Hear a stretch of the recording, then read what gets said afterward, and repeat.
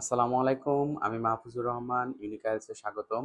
আজকে আপনাদেরকে parts of স্পিচের যে ৮ প্রকার আছে তা বর্ণনা করব। পার্টস অফ স্পিচ ৮ প্রকারের মধ্যে রয়েছে noun, pronoun, verb, adjective, adverb, preposition, conjunction, interjection.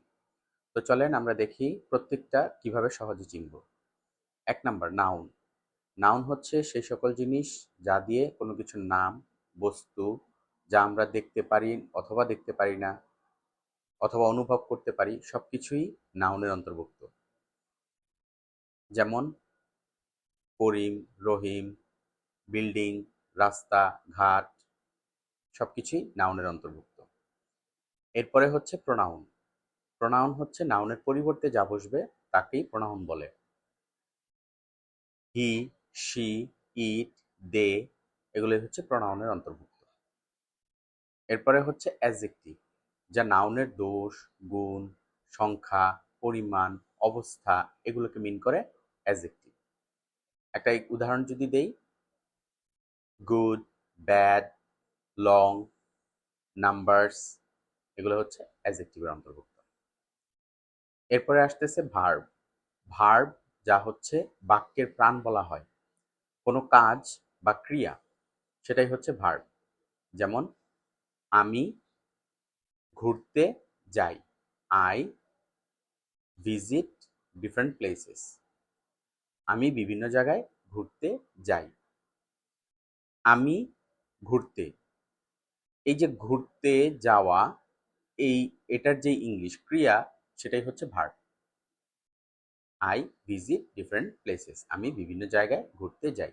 Verb ছাড়া কখনোই বাক্যের মনোভাব সম্পূর্ণভাবে প্রকাশ হয় না। এরপরে আসেন অ্যাডভার্ব।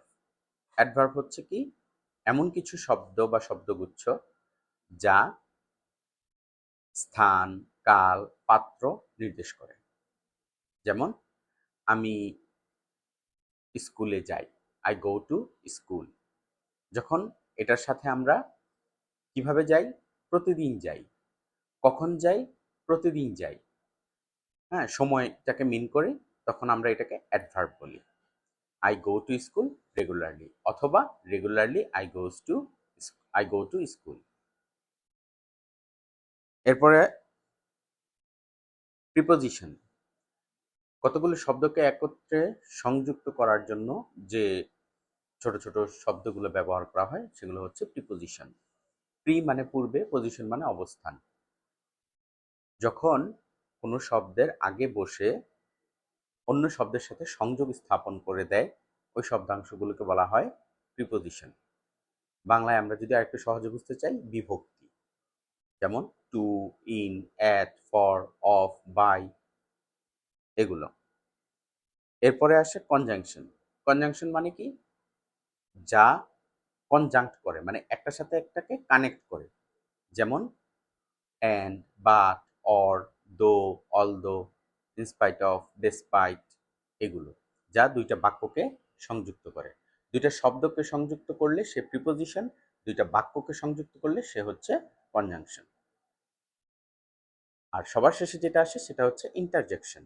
ইন্টারজেকশন হচ্ছে উহ, আহ, এলাস, এই ধরনের যে মনের আকুতি, মনের যে অবস্থাটাকে আমরা প্রকাশ করি, সেগুলো কনজাংশনের অন্তর্ভুক্ত। এবং এর মাঝে যে নির্দিষ্ট কিছু শব্দ, যেমন এলাস, এবং কিছু শব্দ আছে যেমন ফাই, হ্যাঁ, তো আমরা হোঁচট খেলে যেটা বলি বা আমরা দুঃখ কষ্ট যে আবেগটা প্রকাশ করি সেটাই হচ্ছে কনজাংশনের প্রকাশ রূপ। তো এই হচ্ছে সংক্ষেপে পার্টস অফ স্পিচ ৮টার পরিচয়। এরপরে আমরা প্রত্যেকটাকে ডিটেলসে বর্ণনা করব। ধন্যবাদ সবাইকে। ইউনিক আইএলস এর পাশে থাকবেন এবং বেসিক থেকে শুরু করে আইএলস পর্যন্ত আপনাদের যত কিছু লাগে, ইউনিক আইএলস এর আমাদের ভিডিওটিকে ফলো করবেন।